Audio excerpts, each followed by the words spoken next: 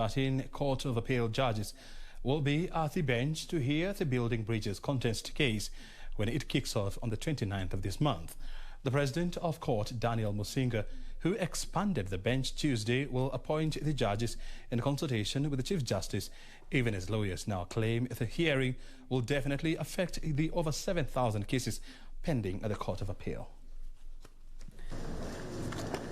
The ball is now with the Court of Appeal President Daniel Musinga, as he is expected to constitute the 7-judge bench to listen to the appeal filed against the High Court ruling that stopped the BBI process. The appellate court currently has 13 judges, 3 of whom are tied in administrative responsibilities, while another group sat in a committee that advised former Chief Justice David Maraga on the referendum. Though the law does not give a time frame for the appointment of the 7 judges,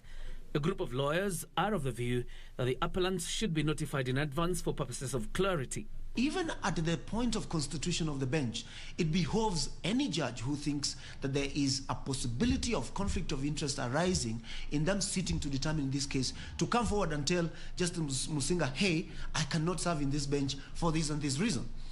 Among the 13 judges, Musinga is the president of the Appeals Division, Judge Mohamed Warsami is serving in the Judicial Service Commission, and Judge Kathurima Enoti is the director of a Judiciary Training Institute. Now, these administrative roles and any other roles within the general wider working of the judiciary do not prevent any judge from serving as judge in any matter, unless probably there would be something which would raise a conflict of interest. Other judges of the Appellate Division include Fatuma Sichale, Roslyn Namboye, Agnes Murgar, Jamila Muhammad, Sankale Ole Kantai, Patrick Kiage, Gatembu Kairu, Hannah Ukwengu, Wanjiru Karanja, and Stephen Makandia.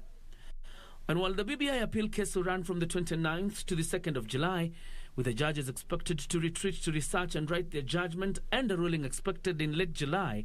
the status of the over 7,000 cases pending in the appellate court is in limbo. I think this is one of those opportune moments now for the new Chief Justice to do or to act the part that she claims she would, talk or initiate a conversation with the relevant stakeholders, including the Office of the President, to ensure that we get judges to the Court of Appeal appointed as quickly as possible.